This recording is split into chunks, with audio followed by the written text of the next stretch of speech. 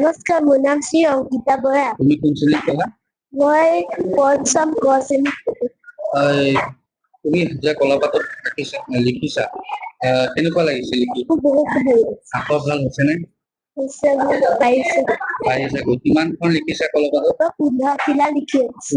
15 লিখি আনিছা গৰম বন্ধ মাহত। এই বিষয়ে মই ছাত্ৰ ছাত্ৰীসকলৰ যি আগ্ৰহ দেখিছো তাৰ কাৰণে অতি আনন্দিত হৈছো আৰু বিশেষকৈ আমাৰ কলপাতত লিখিবলৈ দিয়া কাৰণটো হৈছে তেওঁলোকৰ হাতৰ আখৰৰ কাৰণে। হাতৰ আখৰ সুন্দৰ হ'বৰ কাৰণে তেওঁলোকক কলপাতত অভ্যাস কৰোৱা হয় আৰু ঠিক সেইদৰে ছাত্ৰ ছাত্ৰীসকলে কৰি আনিছে তেনেধৰণে।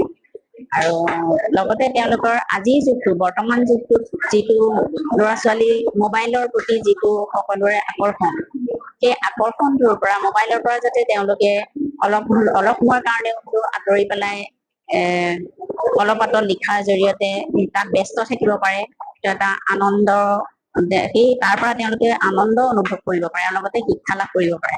আগতে দেখিবলৈ যেতিয়া 90 দশকত প্ৰায়ভাগ স্কুলতে কলপাতত লিখা এটা আছিল, লাহে উঠি গৈছে, কিন্তু আপোনালোকৰ বিদ্যালয়ৰ ধৰি ৰাখিছে। হয়, আমি এই কাৰণেই ধৰি ৰাখিছো কাৰণ আমি নিজেও কলপাতত লিখিছিলো আৰু সেই কলপাতখনৰ কাৰণে ঘৰৰ মানে দেউতাহঁতক যেনেধৰণে ব্যতিব্যস্ত কৰি তুলিছিলো যে আমাক কলপাত কাটি দিব লাগে, সেই এটা আগ্ৰহ এটা তাত ব্যস্ত হৈ থাকিব পৰা।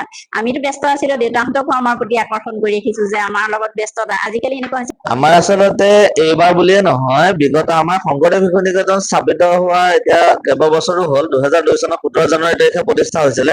প্ৰতিষ্ঠা দিনৰে পৰা আমাৰ গ্ৰীষ্ম বন্ধ উপলক্ষে ছাত্ৰ ছাত্ৰীসকলৰ বিশেষকৈ হাতৰ আখৰ ভাল কৰিবৰ কাৰণে আমি গৃহকৰ্ম হিচাপে আমাৰ যি 30 দিন বন্ধ থাকে, সেই 30টা দিনত আমি কলপাতত আপোনাৰ ব্যঞ্জন বৰ্ণ, তাৰপিছতে ইংৰাজী, তাৰপিছতে আমাৰ অসমীয়া, লগতে আমাৰ নেওতা, এই বিষয়খিনি লিখি আনিব দিয়া হয়। আৰু আমি এই কলপাতত লিখিবলৈ দিয়াৰ পৰা আমি তেওঁলোকৰ হাতৰ আখৰ আমি ভাল হোৱা পৰিলক্ষিত হৈছে। সেইকাৰণে আমি প্ৰতি বছৰে এই গ্ৰীষ্ম বন্ধৰ দিনকেইটাত কলপাতত লিখি আনিবলৈ দিয়া হয়। কিমান লিখিবলৈ কয়?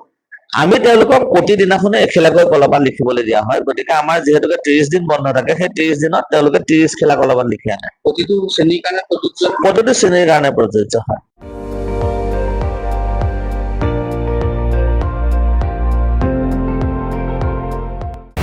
আপুনি চাই আছে ND24, সৰ্বশ্ৰেষ্ঠ নহয় সৰ্বোত্তমৰ দৌৰ।